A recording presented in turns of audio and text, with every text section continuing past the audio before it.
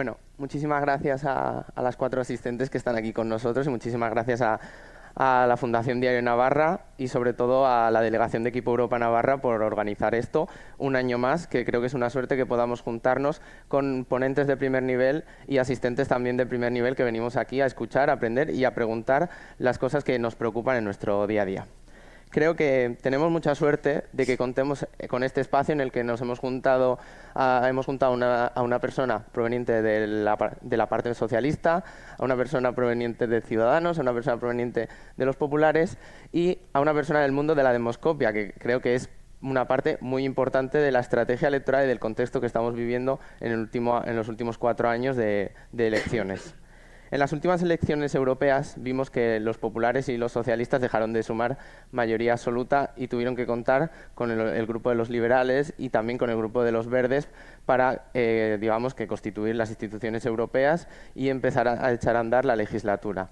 En unos meses, en junio, tenemos las elecciones europeas y creo que es importante aprovechar este momento para, digamos, pedir el voto, la participación de todo el mundo en las elecciones europeas, que tradicionalmente suelen ser unas en las que la participación no suele ser tan elevada. Y a mí, antes de empezar a lanzaros las preguntas, hay una frase que siempre me gusta destacar, que la democracia es una excepción, y quizás podemos decir que es una excepción histórica y territorial.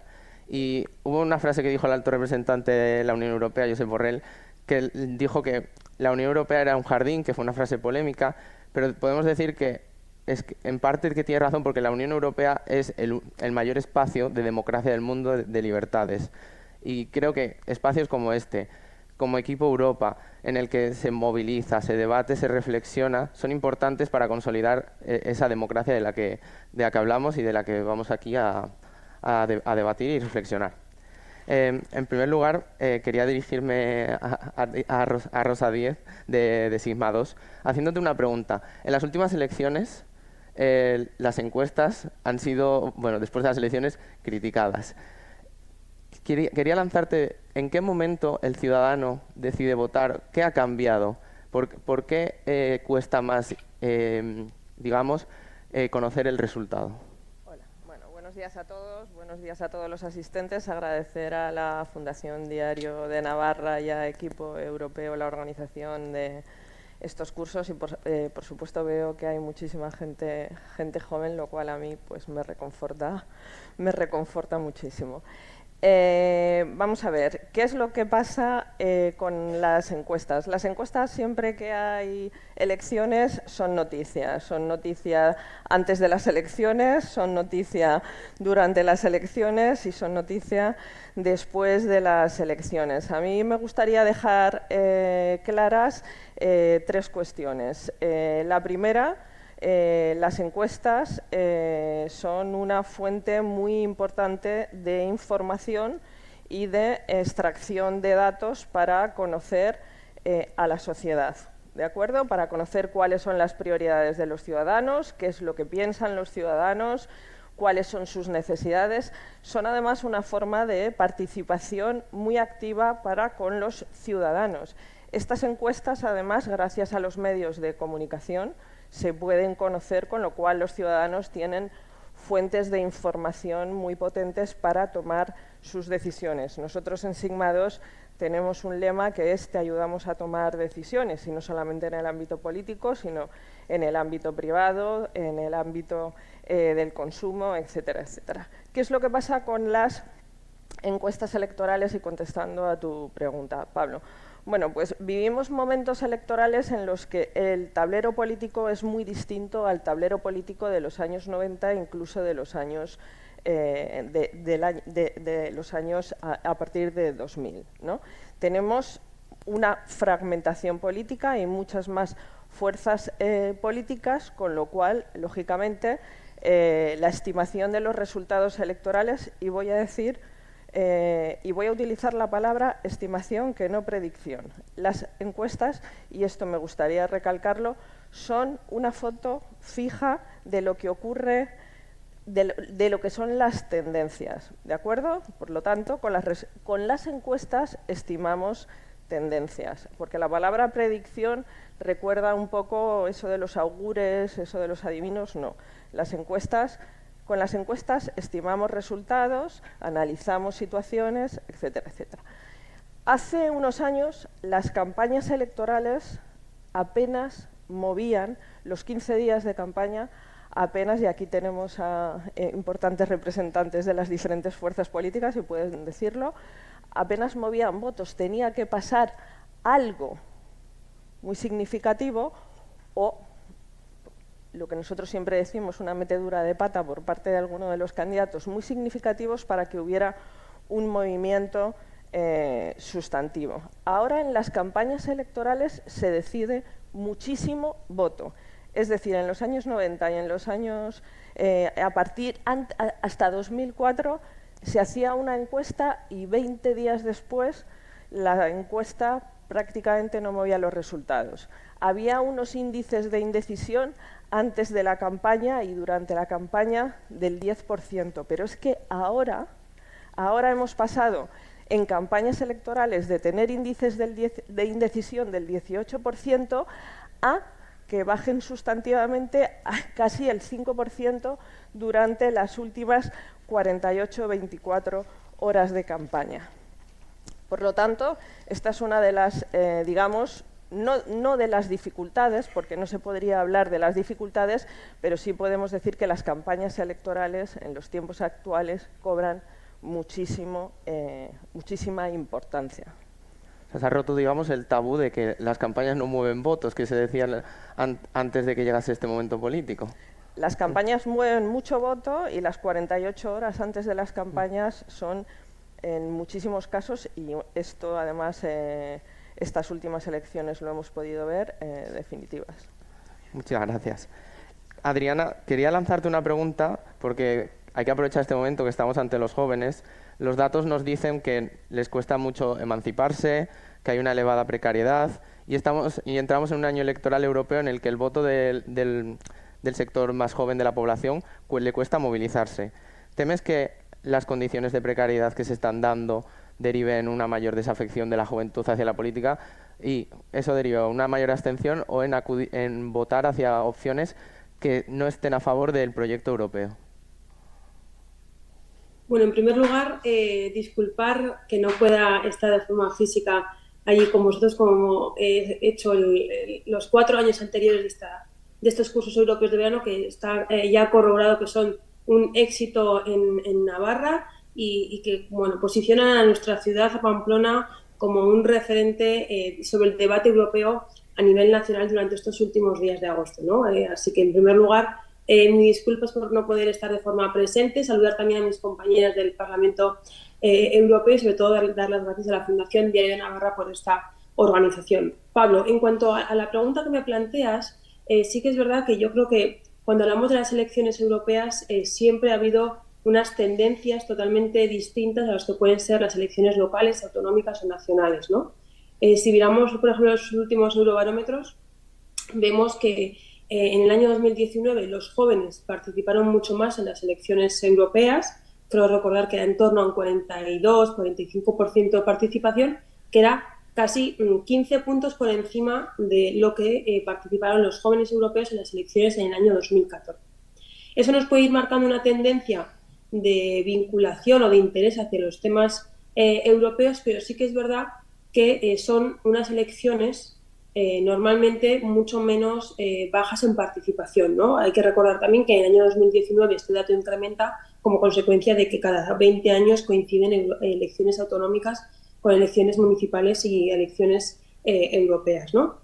Yo sí que creo que cada vez los jóvenes, me vais a permitir que me incluya en ese grupo, nos vinculamos más a causas y menos, por ejemplo, a afiliaciones políticas, ¿no? Lo estamos viendo también como las configuraciones de los partidos políticos cada vez cambian más, la afiliación puede ir disminuyendo en los partidos políticos y los jóvenes, y los jóvenes que están en la sala posiblemente lo puedan corroborar, se afilian más a causas en las que ellos creen, ¿no? Por ejemplo, ahora mismo hay 2 temas de máxima actualidad en los que los jóvenes han jugado un papel fundamental, que son el cambio climático y todo el tema de nuevos derechos, ¿no? Esos 2 temas son los 2 grandes ejes principales ahora mismo también de la Unión Europea junto con la digitalización. Por lo tanto, yo sí que creo que tenemos que analizar un poco qué causas tienen hoy en día alrededor los jóvenes para ver qué va a poder pasar en junio del año 2024. Hay que recordar que en esas elecciones también tenemos otros debates muy interesantes en donde los jóvenes tendrán mucho que decir sobre el perfil del Spitzenkandidat, cómo van a ser esas elecciones europeas, pero también hay que analizar las cosas que han ido sucediendo entre los últimos años, ¿no? ¿Por qué los jóvenes cada vez o durante los últimos 15 años han estado menos vinculados al proyecto europeo? Hay que recordar, por ejemplo, la crisis del año 2008, las respuestas que dio la Unión Europea, y yo sí que me vais a permitir que sea optimista en este sentido, y creo que en las elecciones de junio, del 9 de junio del 2024, la participación de los jóvenes debería de ser bastante superior a la que ya fue en el año 2019, ¿no? No solamente por la respuesta que estos 5 años ha dado la Unión Europea en todas sus instituciones, no solamente el Parlamento Europeo, también la propia Comisión Europea, con un liderazgo político mucho más claro, desde mi punto de vista, con dos temas muy importantes que son el COVID y la guerra de Ucrania, que nos han puesto, y permitidme la expresión, poner los pies en la tierra sobre los valores europeos y mirando alrededor del mundo lo bien que estamos dentro de la Unión Europea. También hay que analizar, y parece que ya se nos ha olvidado, pero en enero del año 2020 Reino Unido abandonó la Unión Europea y en la Unión Europea no ha pasado prácticamente nada, ¿no? Y hay que recordar que ese propio Brexit, los jóvenes eran los que querían permanecer dentro del proyecto europeo, ¿no? Por lo tanto, yo sí que creo que el proyecto europeo cada vez tiene mayor interés por parte de los jóvenes, pero esa sostenibilidad de la Unión Europea va a depender de que las generaciones del futuro, que son los adultos del mañana, den aliento a ese proceso de integración, si no, no tendrá ningún sentido, ¿no? No podemos hacer que el proyecto europeo solamente nos vaya interesando a las generaciones más mayores, son los jóvenes los que van a crear la Unión Europea de mañana. ¿Eso cómo se combate a nivel político, ¿no? Y yo creo que los partidos políticos tenemos que ser capaces de dar respuesta a las necesidades, a los intereses que los ciudadanos más jóvenes tienen hoy en día: cambio climático, digitalización, nuevos derechos, poner pie en pared en aquellos países de la Unión Europea donde se vulneran derechos fundamentales, tener un rol cada vez más importante del Parlamento Europeo, que la Unión Europea cada vez también cuente más en la toma de decisiones globales, ¿no? Yo creo que ya lo estamos viendo, ¿no? En definitiva, sois vosotros y vosotras los que vais a marcar un poco la Unión Europea del mañana, pero yo sí que creo que en el Consejo cada vez están entrando, y esto responde un poco, ya con esto termino, a tu segunda pregunta, están entrando cada vez partidos que van en contra del proyecto europeo. Por lo tanto, nos está dando también un mensaje de que, ojo, las generaciones más jóvenes no tienen por qué tener en la cabeza lo que nos ha costado conseguir estos 70 años del proyecto comunitario. Es decir, tenemos que ser capaces también, como responsables políticos, de explicar cómo hemos llegado hasta aquí y todo el coste que tiene perder el proyecto comunitario, ¿no? Porque estamos viendo como, por ejemplo, en países como Italia, la extrema derecha ha llegado al Consejo, eso puede bloquear decisiones muy importantes y eso también puede influir en la toma de decisiones del voto de muchos ciudadanos en junio del 2024, ¿no? Por lo tanto, creo que tenemos los responsables políticos que hacernos mirar también nuestros propios discursos y la forma también de interactuar con los jóvenes europeos, ¿no? Me llamó la atención en el CIS preelectoral que el sector de la población que de 18 a 24 años se estaba más comprometida con la política que de los 24 a los 35 años, que quizás son los que han vivido la crisis financiera y la crisis del COVID y más han sufrido las causas de esas dos crisis y están menos comprometidos, digamos, políticamente a votar y a participar. No sé. Ahora, Eva, ahora voy contigo para hacerte una pregunta. Las instituciones europeas en esta última legislatura han puesto en el punto de mira países como Hungría o Polonia por las reformas del Estado de Derecho que estaban haciendo. ¿Temes que con el resultado electoral que pueda haber en junio de 2024 y pues, cómo cambien los porcentajes, las fuerzas que cada partido tenga en el Parlamento Europeo, se frene en lo que se está haciendo y cómo se está pues, desde las instituciones europeas, como la perspectiva de trabajo que tienen respecto a esos países? Pues muchísimas gracias primero por la invitación. Ayer ya estuvimos juntos en la Terraza de Europa, también Pablo, muchas gracias por la invitación y tuvimos una discusión muy interesante. Y efectivamente lo que me estás preguntando, creo que efectivamente uno de los temas más importantes el año que viene en las elecciones va a ser el tema del Estado de Derecho.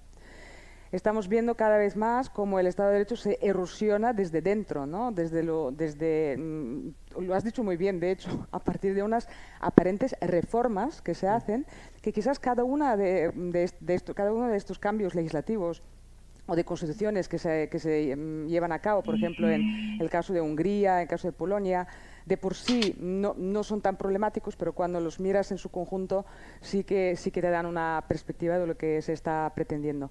Cada vez los golpes al Estado de Derecho son más silenciosos, por eso hay que tener mucho cuidado con esto. Y efectivamente, como decías, las instituciones europeas han sido muy activas en los últimos años con la defensa del Estado de Derecho.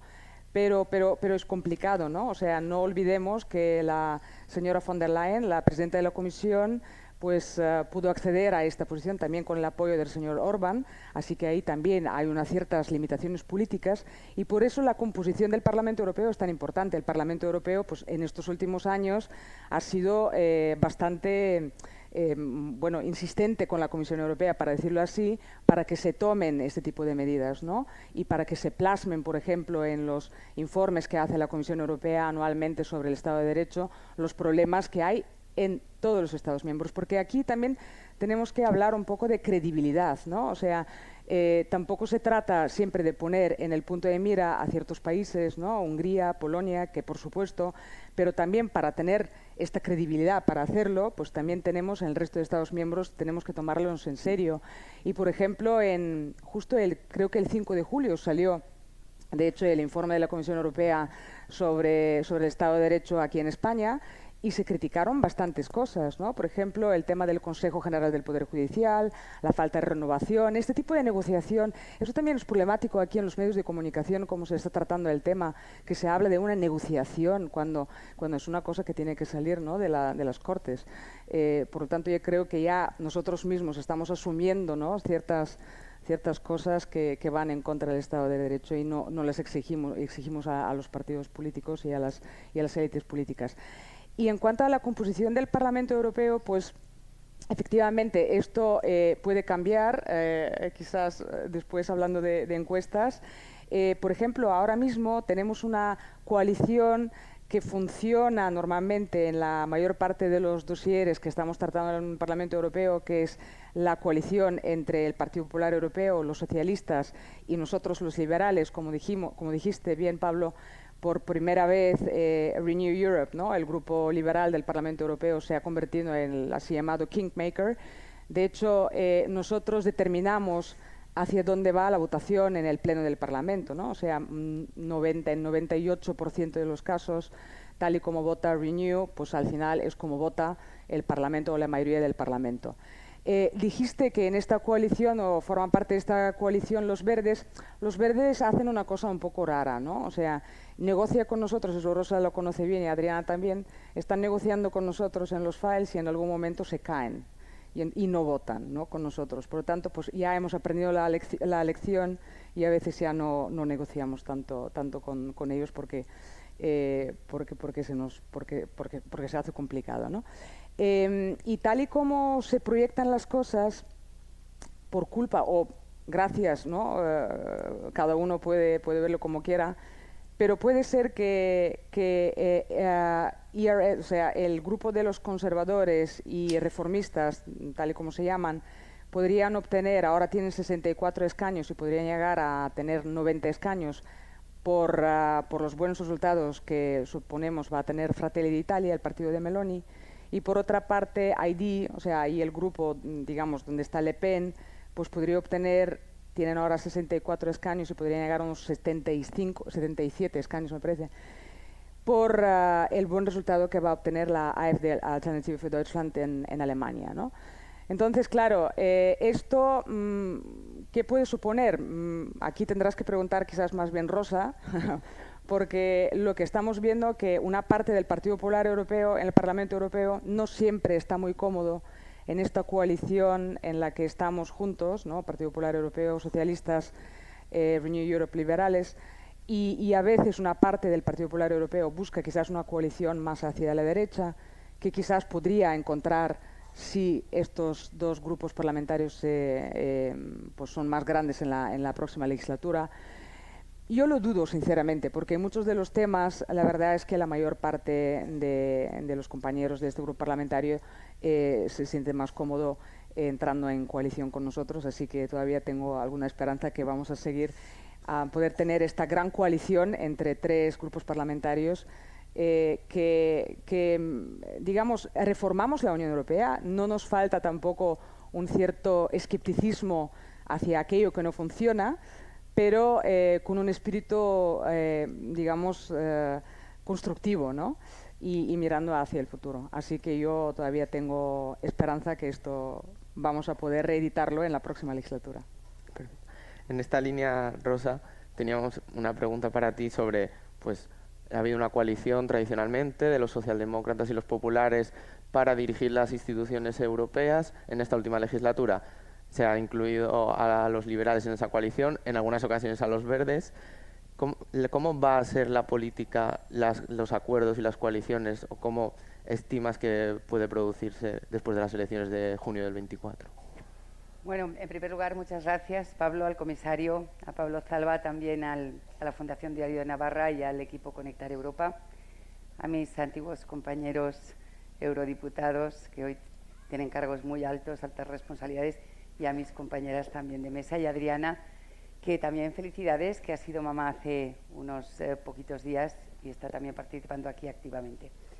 Bueno, a ver, mi opinión es que en Europa, durante los últimos años, muchos años, hemos ido avanzando y hemos resuelto muchísimas cosas de la vida de la gente y hemos hecho lo que la gente realmente quiere, la coalición del sentido común. La coalición del sentido común es la coalición de los demócratas, de los que creen en los valores europeos. Ahí ha estado el Grupo Socialista Europeo, ahí ha estado el Grupo Popular y ahí ha estado Renew. Y luego, puntualmente, han estado otros partidos que han sido más puntuales. La amenaza de Europa en las pasadas elecciones eran los grupos antieuropeístas, populistas y radicales. Los radicales son de extrema derecha y de extrema izquierda. Porque, claro, solo se habla de radicales de extrema derecha, lo son. Pero también hay radicales de extrema izquierda que también lo son. Y no tenemos que caer en el error de pensar que los radicales solo están en un lado. Los radicales están en los dos lados y normalmente votan juntos. En los temas votan juntos, porque están contra el sistema. Y contra el sistema coinciden permanentemente. Entonces, esta coalición del sentido común ha hecho avanzar Europa, sobre todo en los últimos años, en esta última legislatura que ha sido muy complicada, con una pandemia, con una guerra de Ucrania, con una inflación disparada, con el coste de la vida, el aumento de la energía. Cuando piden a los europeos que sienten que Europa ha sido el faro de la esperanza y sienten que Europa ha sido más importante que nunca para afrontar estos retos, pero también creen que su coste de vida ha bajado muchísimo y que eso es uno de los temas que tenemos sobre la mesa y que hay que solventar. Tenemos retos impresionantes, porque tenemos el reto digital, la transformación digital. Hay que hacer una alfabetización digital porque una de las amenazas más importantes, luego hablaremos, que tiene Europa es la desinformación, las fake news. Son una amenaza para la democracia y para las próximas elecciones europeas. Dicen los que saben, que en pocos años consumiremos más noticias falsas que verdaderas. Y Europa hemos creado una comisión permanente sobre qué podemos hacer para combatir la desinformación. Hay una estrategia, hay un plan de acción contra la desinformación, un plan de acción a favor de la democracia. Hemos pedido la colaboración de los Estados miembros, luego, si queréis, os doy datos, pero hubo mucha desinformación y fake news con la pandemia sobre la vacunación, sobre los efectos que eso, cuando hablamos de desinformación, hablamos de lo que puede suponer un perjuicio para la democracia y para la salud. Porque tenemos que combatirla siempre respetando la libertad de expresión. Pero, por ejemplo, hubo una desinformación hace poco en Francia sobre un pacto de Marrakech sobre la inmigración y asilo que habíamos aprobado con Naciones Unidas. A través de las redes se dijo que tenían que venir no sé cuántos millones de inmigrantes a Francia y había una convocatoria por WhatsApp con los chalecos amarillos y hubo una concentración multitudinaria y nada de eso era cierto, pero se generaba un perjuicio muy grande para la convivencia y para la democracia. Hay que combatirlo, pues esto es una amenaza importante y es algo que está preocupando. China y Rusia son proveedores, además de otros, también de esas campañas de desinformación, y en el equilibrio geopolítico, que también lo trabajamos, pues tendremos que tener en cuenta todos estos temas, y partidos políticos que participan de estas campañas de desinformación, que también lo hemos podido constatar en la Unión. Como te digo, tenemos retos tenemos el reto del pacto de asilo, es decir, tenemos ya encima de la mesa en el Consejo, lo aprobamos hace un mes, en junio, el pacto de asilo por el cual tenemos que ser el continente, y somos el continente de los valores, el continente de la igualdad, de la dignidad, del Estado de Derecho, de los valores humanos, de la democracia, y por lo tanto, cuando hay una emergencia humanitaria como es el asilo o la inmigración, tenemos que ser capaces de tener solidaridad. Y para eso hemos establecido pues todo un pacto muy complejo, porque ha de haber solidaridad para acoger los inmigrantes, y si no se pueden coger los cupos, pues pagar.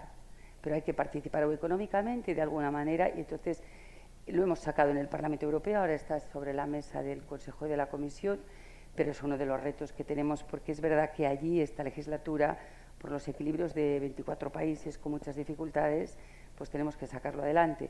Tenemos que sacar también adelante todo el tema del Pacto Verde. El Pacto Verde fue el primer compromiso, de los primeros compromisos de la presidenta, y aprobamos ya nada más empezar el objetivo Fit 545, que afecta a energía, afecta a todos los temas de carbono, afecta pues al transporte, afecta al clima, al cambio climático, medidas muy ambiciosas, eliminar pues todos los vehículos con gasoil o diésel en 2035, que las emisiones que estamos provocando pues se recorten de manera importante.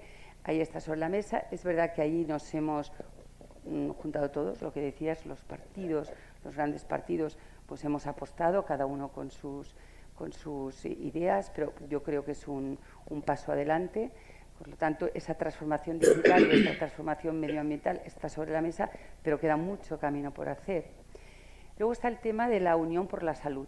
Después de la pandemia decidimos, sin tener competencias, porque las competencias están residenciadas en cada Estado miembro, que teníamos que dar una respuesta a la pandemia, no solamente sanitaria, sino también una respuesta económica y financiera.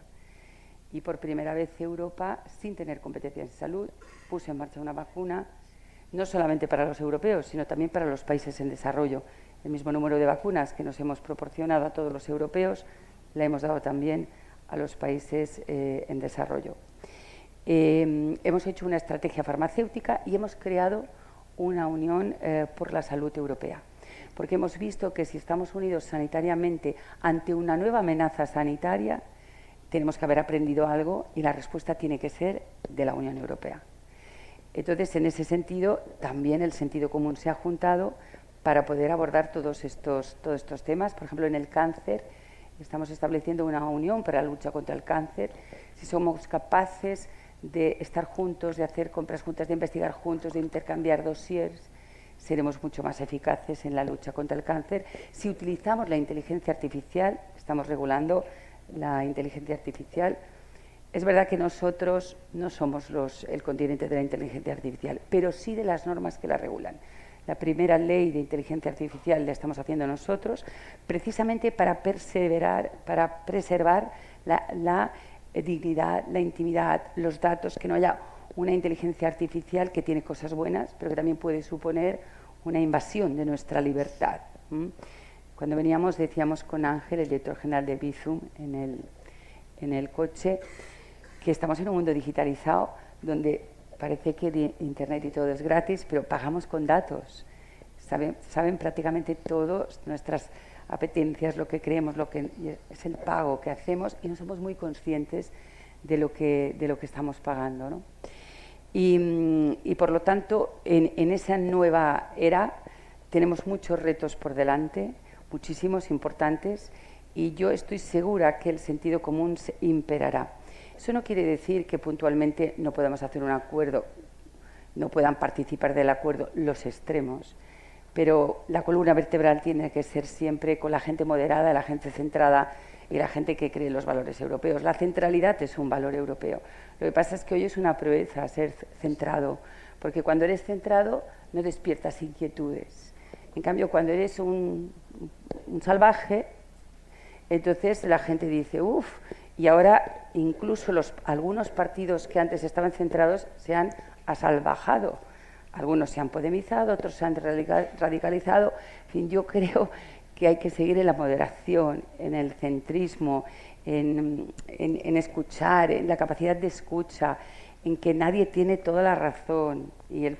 A mí Europa, yo he sido vicepresidenta del Gobierno de Baleares 10 años con distintos presidentes, y a mí Europa me ha enseñado que hay que escuchar y que el diálogo es el centro y que en el diálogo hay que hacer renuncias. Pues yo creo esto, tú crees esto, pero hay que buscar el punto intermedio.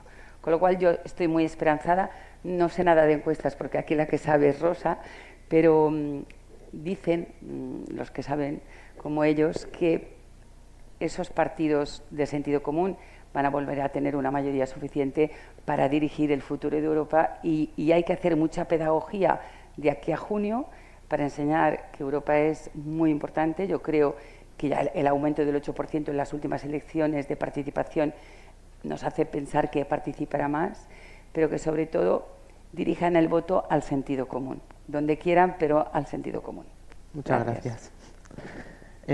Una pregunta, Rosa, volviendo a las encuestas, ¿qué papel están jugando dentro de la estrategia de los partidos? Y luego, durante esta última campaña electoral, se ha comparado el número de encuestas que ha habido estas últimas elecciones, volviendo a 2008, a 2011, a 2015, a 2016. ¿Hay una sobrepoblación de encuestas? Bueno, empiezo contestando por la segunda. Bueno, hay muchísimas encuestas, también es verdad que hay muchísimos más medios de información que hace unos cuantos años y, por lo tanto, pues es cierto que las encuestas, los datos, generan contenidos y los contenidos son consumibles y más en época electoral. A mí sí que me gustaría, Pablo, puntualizar dos cosas. Las encuestas son útiles para las estrategias de los partidos políticos. Deberían ser útiles para las estrategias de los partidos políticos, pero yo sí que quiero matizar una cosa. Muchas veces, y nosotros en Sigma 2 no nos cansamos de repetirlo, las encuestas es mucho más que los quesitos de intención de voto. Las encuestas dan muchísima información, las tripas de las encuestas dan muchísima información. Y os voy a poner 3 ejemplos. Antes tú preguntabas sobre ese target de edad que se mostraba, digamos, descontento o que mostraba una crítica o desafección, ¿no? Sí. Me ha parecido escucharte. Es verdad, si tú te coges las encuestas y coges los segmentos de edad, ves que cuando nosotros, por ejemplo, preguntamos sobre la situación política, ¿qué piensa usted de la situación política? Son los jóvenes, el target de edad de 18 a 29 años, los que son más críticos. Por lo tanto, hay un nicho susceptible de no ir a votar en un momento determinado porque no se sienten identificados con ese momento. Cuando Rosa hablaba de los discursos que polarizan, por ejemplo, o cuestionan la Unión Europea, pues si nos cogemos los datos, yo he traído un montón de datos, ya si queréis en algún momento los vemos, cuando se pregunta a los españoles sobre la Unión Europea, más del 53% de los españoles valoran de forma positiva nuestra pertenencia a la Unión Europea, con lo cual es verdad que los partidos políticos, los que hacen esos discursos a lo mejor menos cercanos, deberían fijarse en esos datos.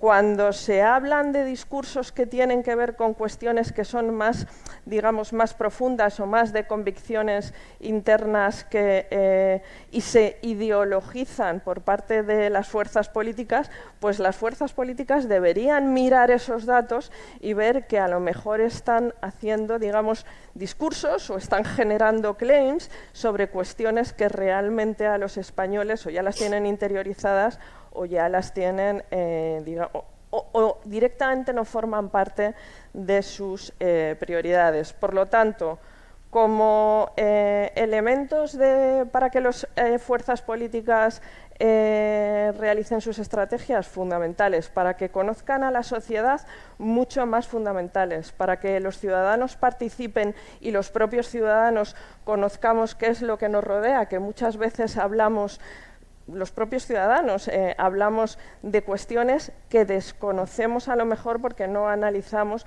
o no se nos cuentan en profundidad esos datos. En el caso de Europa, por ejemplo, todas las encuestas coinciden en una cuestión. Hay que hacer, estoy completamente de acuerdo, muchísima pedagogía. Contar para qué sirven las instituciones europeas, o sea, los políticos tienen que afanarse en cuáles son esos hitos y cuáles son esa utilidad de las instituciones europeas. Dos cuestiones han hecho que los ciudadanos encuentren, por ejemplo, en Europa, pues ese manto protector. Una, por supuesto, el COVID. Y luego hay otro dato, por ejemplo, curioso que yo tengo aquí.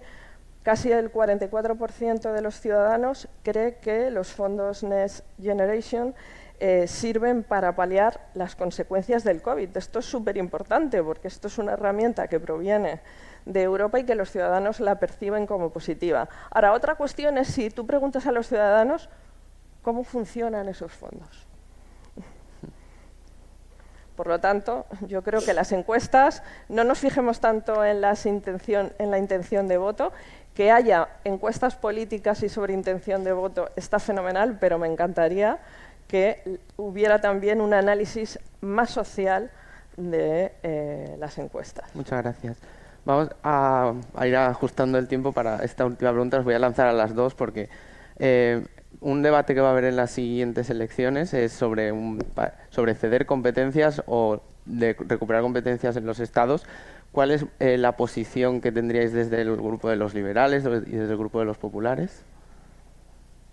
Eva. Sobre repatriar competencias o ceder competencias. De hecho, va a ser uno de los debates más importantes, porque si el Brexit nos ha traído algo positivo, que es que básicamente no quedan fuerzas políticas en Europa, en la Unión Europea, en los Estados miembros de la Unión Europea, que aboguen por la salida de algún Estado miembro de la Unión Europea. O sea, cuando tú miras el discurso de Le Pen o de Meloni, hablan de repatriar competencias. O sea, son soberanistas, pero no son euroescépticos en el sentido de abogar por la salida de estos países de la Unión Europea, ¿no?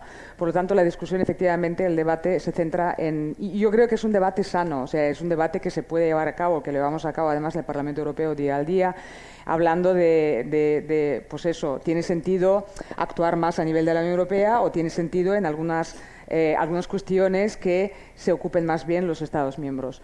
Yo creo que evidentemente, como estaba comentando a Rosa y Adriana antes, los temas que nos están rodeando, o sea, está claro que cuando hablamos tenemos una guerra en nuestras fronteras, hemos tenido la pandemia, etcétera, pues son cuestiones que requieren una actuación conjunta. Justo cuando hablamos del tema de la guerra, pues se está avanzando mucho en todas las reflexiones que tienen que ver alrededor de la defensa común, ¿no? O sea, algo que se está hablando desde hace décadas, ¿no? La defensa común de la Unión Europea, y esto no avanza realmente. Y ahora parece que sí que se pueden ir dando pasos un poco más concretos en este sentido, porque todo el mundo se da cuenta que, o sea, una palabra muy importante cuando hablamos de defensa común, o sea, ya no es tener simplemente unas fuerzas armadas en común, sino, por ejemplo, hablamos de interoperabilidad, ¿no? O sea, cuando hablamos de que digamos, armas, etcétera, que tiene Alemania, pues los españoles quizás no sabemos operar o de otra manera. O, por ejemplo, si tú tienes unas fuerzas armadas romanas que para ir a Suecia necesitan 3 meses, pues eso no es normal, ¿no? O sea, que ahí podemos avanzar muchísimo para tener un poco más digamos, de convergencia cuando hablamos de la defensa común. Repatriar realmente competencias no veo en qué sector. De hecho, en el Brexit, si recuerdas, el House of Commons hizo un estudio antes, incluso, o sea, lo había iniciado Cameron en su momento, para ver qué competencias se deberían repatriar, ¿no? O sea, parecer que no es eficiente la manera o eficaz de la que se están gestionando a nivel de la Unión Europea. Y no identificaron ni a una.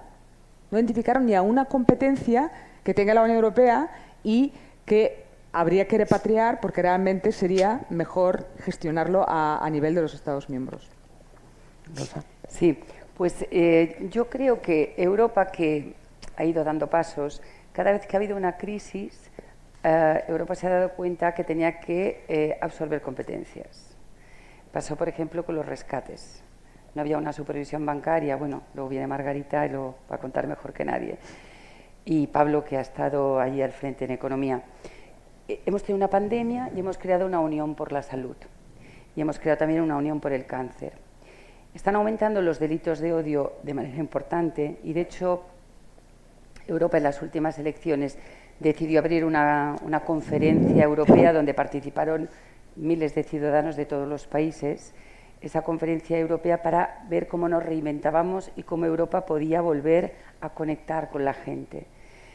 La ciudadanía, una de las principales cosas que expuso es cómo combatimos los delitos de odio, cómo conseguimos que los valores europeos estén en el centro del corazón europeo.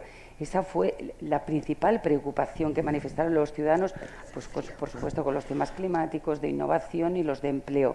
Pero muchas preocupaciones del ciudadano eran los valores. Entonces, ahí sí que Europa tiene que hacer un gran trabajo para poder concienciar de que, lo que he dicho antes, necesitamos estar en el sentido común, necesitamos combatir estos delitos de odio, necesitamos preservar los derechos humanos, porque lo que nos diferencia de cualquier otro continente es que somos el continente de los derechos humanos. Recibimos el Parlamento Europeo en el 2012 el Premio de la Paz y hemos de estar a la altura de este premio. Entonces, hemos de ejercer en cualquier lugar del mundo defendiendo combatir estos derechos humanos y combatir el odio. Pero yo siempre explico cuando vienen grupos al Parlamento que el 75% de las cosas que vivimos las hemos decidido desde el Parlamento Europeo. Los temas medioambientales, los temas energéticos, los temas de solidaridad, los temas de economía, los temas de agroalimentarios. La agricultura ha sido la primera competencia que pusimos en común y ha sido fundamental en el COVID. Entonces, todos esos temas de calidad, de seguridad, de solidaridad, de estilo de vida, de cooperación, de inmigración, están en el centro y cada vez que vayamos andando, cada vez el futuro nos daremos cuenta que es la Unión Europea, la democracia europea es el futuro. Después de la guerra de Ucrania nos hemos dado cuenta de que Europa la tenemos que defender de una manera mucho más enérgica. Necesitamos más seguridad.